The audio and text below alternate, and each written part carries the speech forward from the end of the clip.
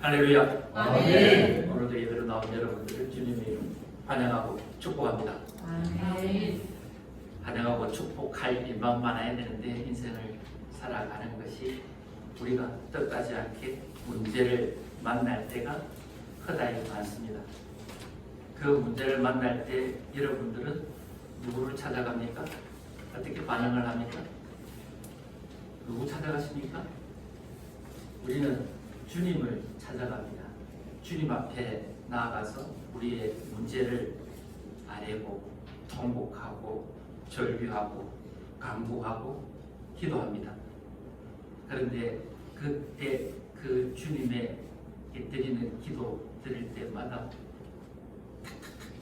우리가 원하는 그런 기도의 응답이 여러분들 우리들에게 다가옵니까? 임하여 옵니까?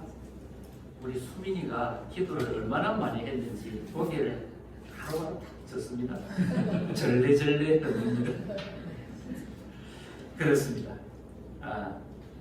우리가 원할 때마다 문제를 만날 때마다 주님을 찾아가지만 주님 앞에 부르짖지만 그 응답이 우리와 생각, 우리의 뜻과는 다를 때가 허다히 많습니다.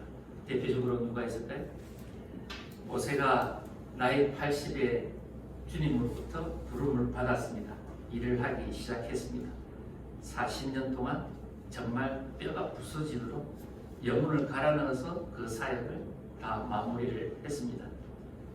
120살쯤 되었을 때입니다. 이제 마지막 때가 이르러 그토록 원하였던 그 가나안 땅, 그렇게 영혼을 갈아 넣으면서까지도 버틸 수 있었던 여러 가지 이유 가운데 하나, 내가 저 가나안 땅에 들어갈 거야. 저 가나안 땅에 들어갈 수 있을 거야. 저기가 우리들 목적이야. 하나님의 나라가 세워지고 하나님의 백성들이 어떤 침략도 당하지 않고 땅을 차지하여서 적과 꿀이 흐르는 그 땅 가운데 나도 들어가 살 수 있을 거야 라는 기대치가 있었기 때문에 그 40년이란 그 숱한 사람들의 아우성 소리, 제약의 소리, 또 여러 고통의 소리 가운데서도 참아낼 수 있었습니다. 그런데 그 꿈과는 다르게 무리바라는 물사건, 거기에 있었던 사건 하나로 하나님은 너와 아론이 가나안 땅에 들어가지 못할 거야 라고 한번 말씀을 해준 것이 있었습니다. 그래서 120살 목전에 딱 두고 다시 한번 주님께 말씀을 합니다. 어떻게 하겠습니까? 하나님, 나 저 땅에 들어가고 싶습니다. 나 저곳에 들어가고 싶습니다. 간절하게 기도했을 것입니다. 주님, 무리바 사건 저도 아는데요. 잘못한 거 아닌데요. 그런데 저곳 들어가고 싶습니다. 간절하게 기도했습니다. 돌아오는 답이 무엇이었을까요? 신명기 3장에 이렇게 대답을 하십니다. 한번 같이 읽어볼까요? 신명기 3장 26절 말씀입니다. 그렇습니까? 제가 읽어드리겠습니다. 신명기 3장, 여러분들이 갖고 계신 분들은 찾아주시면 감사하겠습니다.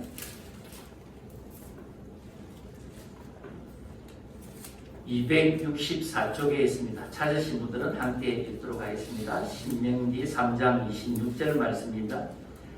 여호와께서 너희 때문에 내게 증거하사 내 말을 듣지 아니하시고 내게 이르시기를 그만해도 족하니 이 일로 다시 내게 말하지 말라. 주님이 뭐라고 대답하십니까? 하나님이 뭐라고 대답하십니까? 그만하면 족하다. 이 일로, 내가 저 땅에 들어가고 싶다는 일로 두 번 다시 내게 말하지 마라. 단칼에 베어버립니다. 한 칼에 베어버립니다.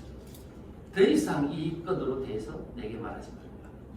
그 이유가 그만하면 족하다 라고 하는 거죠. 조금 더 다시 해석을 한다면 그 은혜면 충분하다. 지금 네에게 있는 은혜면 충분하니까 더 이상 이 끈으로 내게 말하지 말라.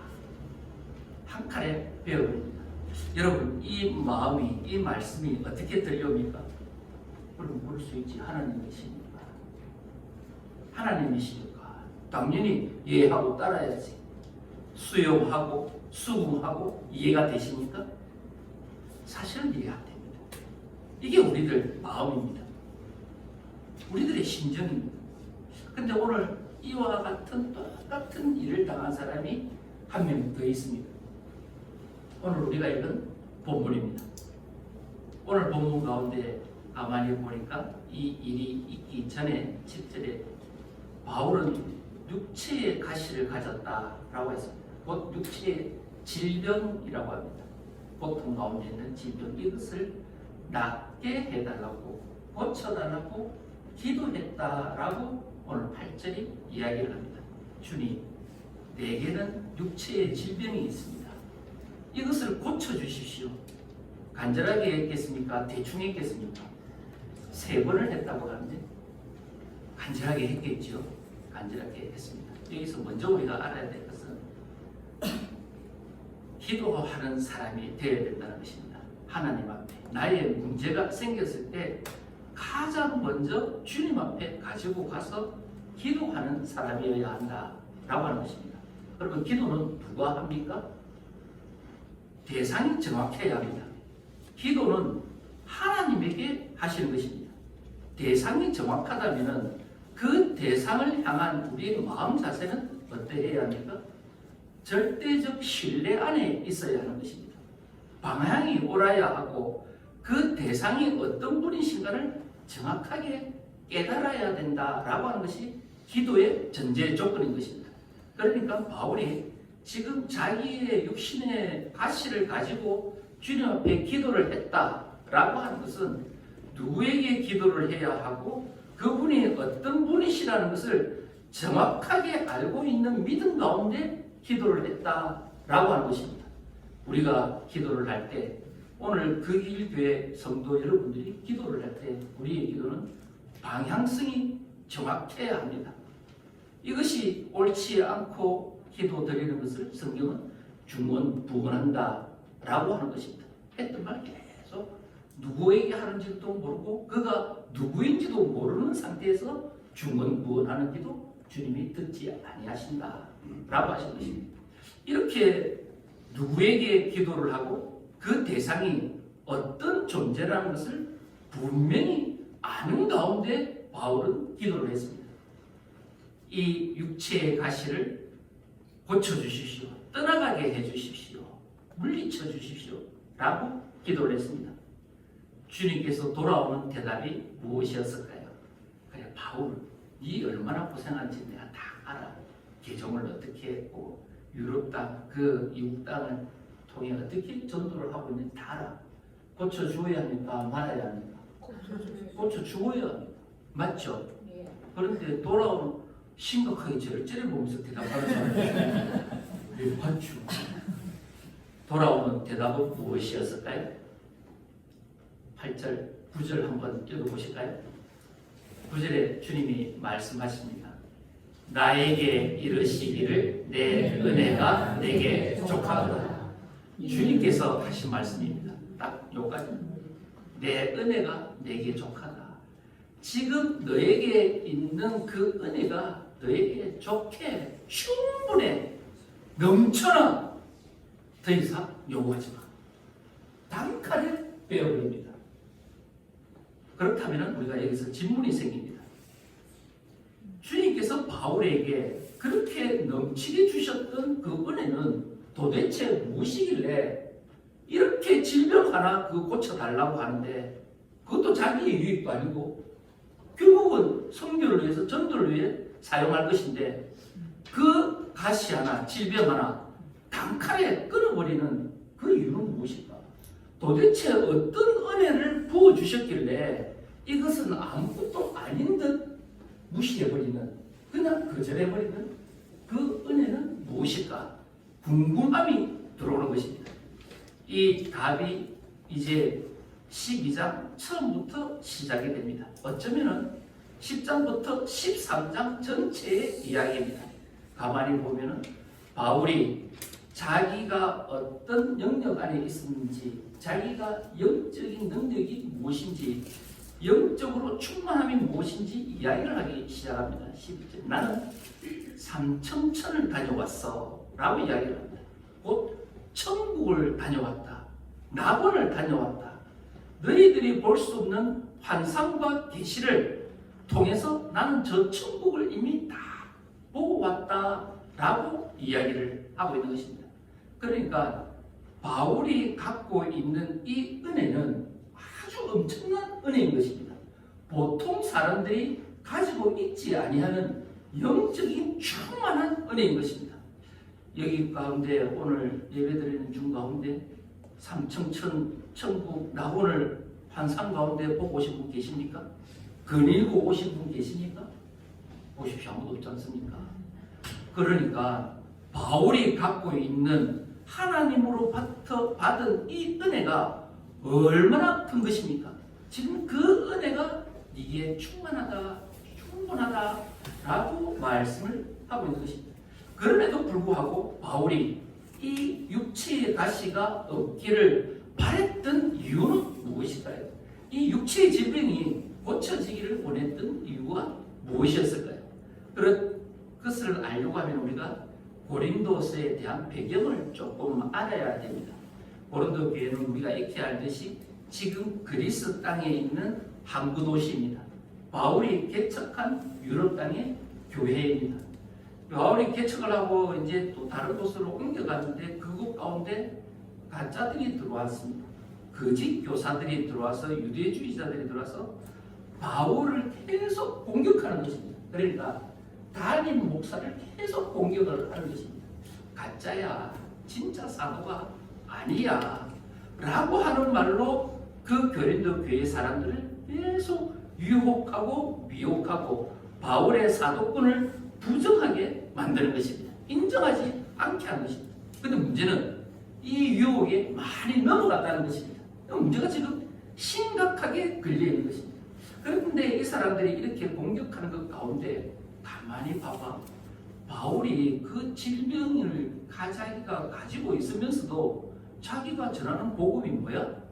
예수 믿으면 다 낫는다며, 예수 믿으면 질병이 없어진다며, 고쳐진다며, 아니 심지어는 예수님이 죽은 자도 살린다며.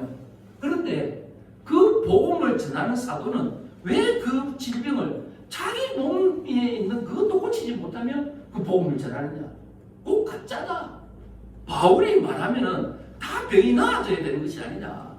먼저 자기 안에 있는 그 질병부터 고쳐야 되는 것이 아니냐. 그러니까 바울은 가짜다라고 말을 하고 있는 것입니다. 바울은 여기에서 아픈 것입니다. 이 자기 안에 있는 육체의 가시 질병, 성경에는 정확하게 질병이 무엇이라고 언급하지는 않습니다. 그러나 다른 서신서를 이렇게 참고해 보면은 시력에 심각한 문제가 있는 안질이 가지고 있을 수도 있고요. 또 혹자는 간질병이다 이야기도 하고 있습니다. 이런 질병을 가지고 있는 상태에서 강단에서 예수 그리스도의 그 능력을 설교하고 있다라고 하는 것입니다. 그러니까 자기가 말하는 것에 대한 이 신뢰가 계속 바닥을 치는 것입니다. 여기에서 바울이 두려움을 느껴서 무엇이라고 한다고요? 하나님, 주님, 제발 이 육체의 가시 좀 고쳐주십시오. 그러면은 내가 전하는 이 복음이, 예수 그리스도의 그 복음이 얼마나 능력이 더해지겠습니까? 얼마나 힘이 있어지겠습니까? 듣고 보는 사람들이 당장 예수 그리스도를 믿지 않겠습니까? 이 논리 가운데 바울이 요구하는 것이, 기도하는 것이 이 질병의 가시를 고쳐달라라고 하는 것입니다. 그렇게 기도를 하였더니 돌아온 대답이 내 은혜가 내게 족하도다 라고 하는 이 말씀이 턱 들어오시는 거예요. 그런데 이 말을 듣고 바울은 잘 깨닫지를 못합니다. 내 은혜가 무엇인지 알지를 못합니다. 그래서 주님은 이 네 은혜가 네게 족하도다라고 하는 이 말씀에 대한 부연 설명을 이어서 해주고 있습니다. 그 말씀이 무엇입니까? 내 능력이 약한 데서 온전하여짐이라. 아멘. 라고 이야기를 해주십니다. 내 능력은 약한 데서 온전하여진다 라고 말씀을 해주시는데요. 가만히 보십시오. 우리는 말을 잘하고 은변이 좋고 병든 자의 손을 얹은 탁 놔버리고 죽은 자도 살리면은, 여러분 지금 앞에 서 있는 이 강단에 서 있는 목사 어떻게 보겠습니까?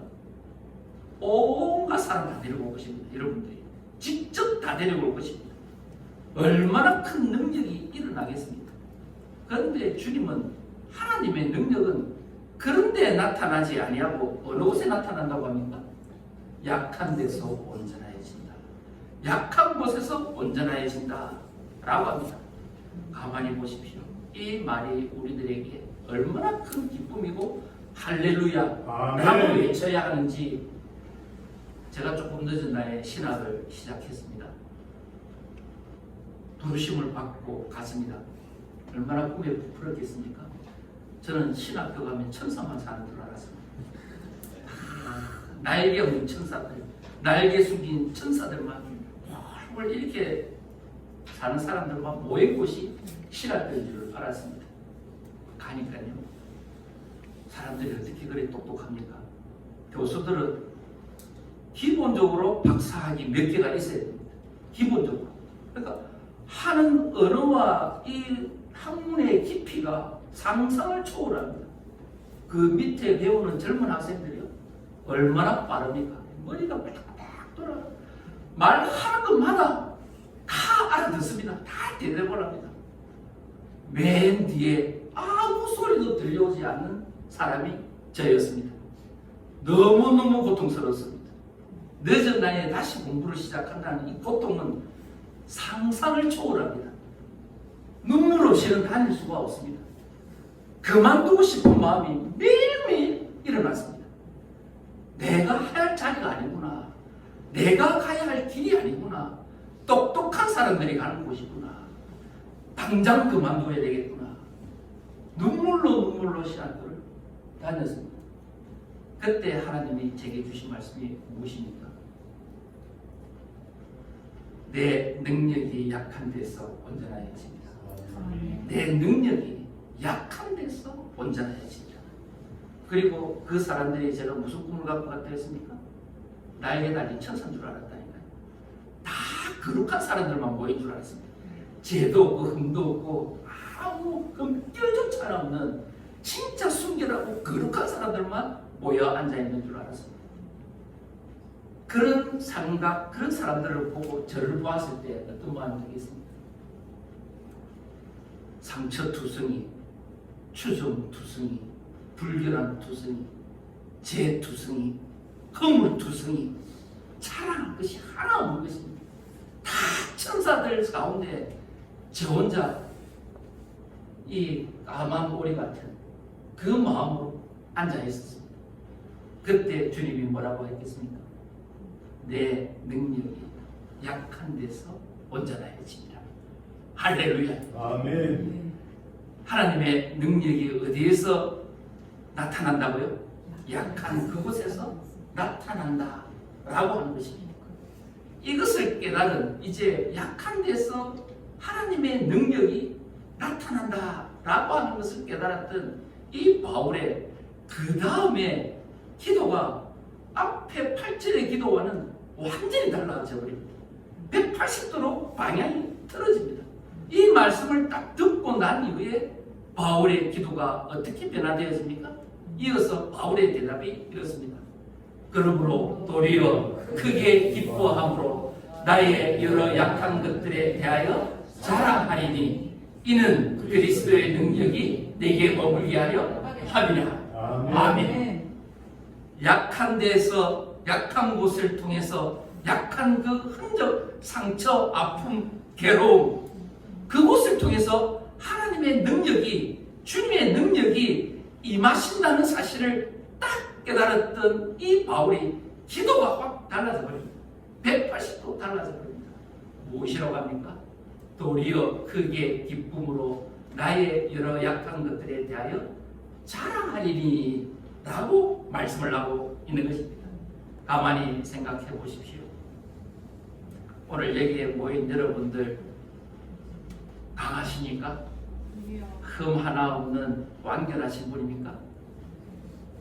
다 자랑할 것들만 넘치는 모든 것을 갖출러지 있는 사람들입니까? 주님은 우리를, 아니 주님은 어떤 사람들을 부르실까요? 어쩌면 오늘 여기에 부른 사람들은 어떤 사람들일까요? 주님이 누구를 불렀는지, 어떤 사람들을 불렀는지 우리들에게 가르쳐주고 있는데요. 고린도전서 1장 26절부터 28절, 좀 긴 말씀이지만 한번 읽어보기를 원하는데요. 세 번역은 안 되니까 우리가 고린도전서 1장 26절 다 같이 한번 찾아보겠습니다. 고린도전서 찾기 쉽죠? 263페이지에 있습니다. 263페이지 고린도전서 1장 26절부터 28절까지 천천히 한번 읽어보십시다. 다 찾으셨습니까? 형제들아, 너희를 부르심을 보라. 육체를 따라 지혜로운 자가 많지 아니하며 능한 자가 많지 아니하며 문물 좋은 자가 많지 아니하도다. 그러나 하나님께서 세상에 미련한 것들을 택하사 지혜 있는 자들을 부끄럽게 하려 하시고 세상에 약한 것들을 택하사 강한 것들을 부끄럽게 하려 하시며 하나님께서 세상에 전한 것들과 멸시받는 것들과 없는 것들을 택하사 있는 것들을 헤아려 하시나니. 아멘. 하나님이 누구를 부르셨습니까? 어떤 사람들을 부르셨습니까? 천한 자, 약한 자, 멸시받는 자, 문물 없는 자, 학문이 없는 자, 이런 자들을 불렀다라고 하는 것입니다. 왜 그런 자들을 불렀다고 합니까? 문물 있는 자, 자기가 자기의 능력으로 살아갈 수 있다는 자들, 자기를 자랑하는 그 자랑에서 벗어나게 하려고, 그 자랑하지 못하게 하려고 없는 자를 불렀다라고 주님은 우리들에게 부르신 목적, 부르신 상대를 분명하게 밝히고 있는 것입니다. 오늘 우리들은 이런 존재입니다. 이런 사람들이 모여서 하나님의 나라를 만들어 가는 것입니다. 이렇게 부른 사람들에게 주님은 말씀하시기를, 원하시기를 자랑하지 아니하는 것, 곧 교만하지 아니하는 것을 원하기 때문이다 라고 말씀하셨습니다. 왜 교만하는 것을 주님은 싫어하실까요? 왜 주님은 교만한 자를 대적하기까지 싫어하실까요? 이유는 단 한 가지입니다. 하나님이 그와 함께 하지 못하기 때문입니다. 그가 대적한들 하나님을 이길 수 있겠습니까? 못 이깁니다. 상대조차가 안 됩니다. 그럼에도 불구하고 대적하는 용어를 써가면서 싫어하는 이유는 그 대적하는 한 영혼이 그 안에 하나님의 영이 임하지 못하기 때문입니다. 꼭 한 영혼이 죽어가기 때문에 하나님은 교만한 자를 싫어한다라고 하는 것입니다. 이 가운데서도 하나님은 한 영혼에 대한 사랑이 얼마나 큰가를 우리들에게 가르쳐주고 있는 것입니다. 이렇게 우리를 부르신 그 상태에 대해서 다 말씀을 하신 것을 바울이 정확하게 깨닫고 이해를 한 상태에서 이제 내게 능력 주시는 그 자 안에서 무엇이라고 합니까? 하나님의 능력은 약한 데서 온전하여진다. 곧 내가 이제부터는 이 약한 것들을 자랑하며 도리어 살아가겠다라고 말을 하고 있습니다. 이어서 더 나아가서 10절에 말을 합니다. 우리가 10절 같이 한번 읽어볼까요? 그러므로 내가 그리스도를 위하여 약한 것들과 능력과 궁핍과 박해와 공고를 기뻐하노니 이는 내가 약한 그때에 강함이라. 아멘. 이제 자기의 약함, 그러니까 그 육체의 가시뿐만 아니라 자기가 이제 더 약한, 더 고통스러운 것들도 주님 앞에 내어놓기를 시작합니다. 고통의 흔적들입니다. 아픔의 흔적들을 더 세세하게 낱낱이 하나님 앞에 내어놓습니다. 그것이 무엇입니까? 능력과 궁핍과 박해와 공고다 라고 하는 것. 능력이 무엇입니까? 모욕당하는 것입니다. 궁핍이 무엇입니까? 가난함입니다. 배고픔입니다. 박해가 무엇입니까? 폭언을 당하고 폭행을 당하고 심지어 생명의 위협을 느끼는 살해의 위협을 느끼는 박해입니다. 공고는 무엇입니까? 수고하고 고생하고 힘들어하는 그 상태를 공고한 상태다라고 합니다. 이 모든 것이 가만히 보십시오. 언제 있었던 일입니까? 바울이 예수님을 믿고 복음을 전할 때 일어났던 일들입니다. 이 모든 것들을 이제 내가 도리어 아픔으로 생각하고 고쳐달라고 형통하게 해달라고 형통하게 해달라고 하는 것이 아니라 도리어 이것을 내가 기뻐한다라고 하는 것입니다. 왜 기뻐한다고요? 왜 기뻐할 수밖에 없다고요?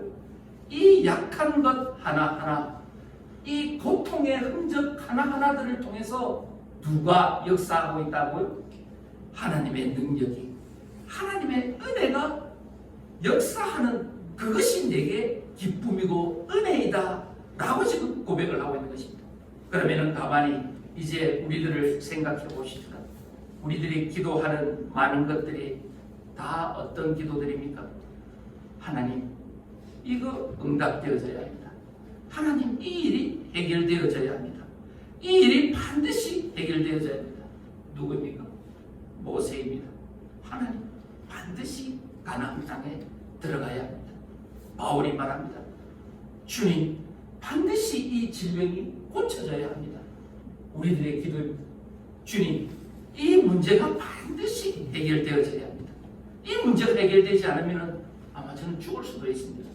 이렇게 기도를 합니다. 그러나 이 문제가 해결되어져서 우리들이 은혜가 충만하거나 하나님의 그 크신 능력 안에 있는 것이 아니라 도리어 그 흔적들로 말미암아 그 흔적이 이루어지지 아니함으로 말미암아 우리는 누구와 함께 할 수 있습니까? 주님과 함께 할 수 있습니다. 아멘. 이 고통의 흔적으로 말미암아 우리가 누가 함께 하고 있다는 것입니까? 주님이 우리와 함께 하고 있다는 것입니다. 이 고통이 없을 때에, 이 문제가 없을 때에 어쩌면 우리는 하나님과 조금은 더 멀어져 있는, 조금은 더 동떨어져 있는 그런 인생일지도 모른다는 것입니다. 그러나 오늘 우리들에게 해석되어지지 않는 고통, 해결되어지지 않는 그 문제, 그 흔적들 안에 우리는 누구를 바라보고 누구를 향하고 누구를 향해 기도를 하고 있습니까? 주님인 줄로 믿습니다. 그 주님이 이 아픔을 통해서 무엇입니까? 내가 지금 너와 함께하고 있어. 내가 지금 너와 함께하고 있어. 이것이 하나님께서 우리들에게 주시고자 하는 진짜 은혜라는 것입니다. 네게 족한 은혜, 네게 충만한 은혜, 네게 진짜 넘치는 은혜는 네 인생의 모든 것이 형통한 가운데 있는 것이 아니라 내가 너와 함께하는 것, 그 고통 가운데서도 네가 나를 찾는 것, 그 고통을 통해 내가 너에게 역사하는 것, 이것이 진짜 큰 은혜야. 아멘. 이것이 진정한 은혜야. 모든 것이 형통하지만 내가 너와 함께하지 않다면 그것이 과연 은혜인 것이냐? 하나님은 우리에게 질문을 도리어 하고 있는 것입니다. 바울이 이것을 깨닫고 난 이후에 그의 기도가 완전히 달라졌다라고 하는 것입니다. 사랑하는 그 일교회 성도 여러분, 어쩌면 우리는 여전히 고통의 문제, 고통의 흔적들이 이해되지 않는 허다합니다. 또 해석되지 않는 고통의 문제들이 흔하게 많습니다. 그러나 그럼에도 불구하고 이 고통의 흔적을 가지고 주님 앞에 나아간다면 이 고통 때문에, 이 흔적들 때문에 하나님이 나와 함께 하고 있다면 이것이 진정한 능력인 줄 믿습니다. 아멘. 하나님의 은혜는요, 버텨내는 것입니다. 살아내는 것입니다. 그 자리를 지키고 있는 것입니다. 더 뒤로 물러서고 주저앉고 싶지만 하나님이 나와 함께 할 때는, 그 능력이 함께 할 때는 그 자리를 버티고 서 있는 것입니다. 그 자리를 끝끝내 지키고 서 있는 것입니다. 그때 하나님이 우리와 함께 하시는 증거가 되는 줄 믿습니다. 아멘. 모든 어려움 가운데 우리가 다 답을 찾을 수는 없습니다. 해석할 수도 없습니다. 그러나 반드시 하나님께서 오늘 우리들에게 해주시는 말씀은 그 고통의 흔적들을 통해 내가 너와 함께 할 것이야, 네가 나와 함께 할 것이야, 이것이 가장 큰 은혜야 라고 말씀해 주시는 이 말씀을 듣고 항상 하나님과 함께 동행하는, 함께 역사하시는 그 능력을 붙잡고 오늘 하루를 버텨내시고 오늘을 살아내는 저와 여러분 되시기를 주님의 이름으로 축복합니다. 아멘.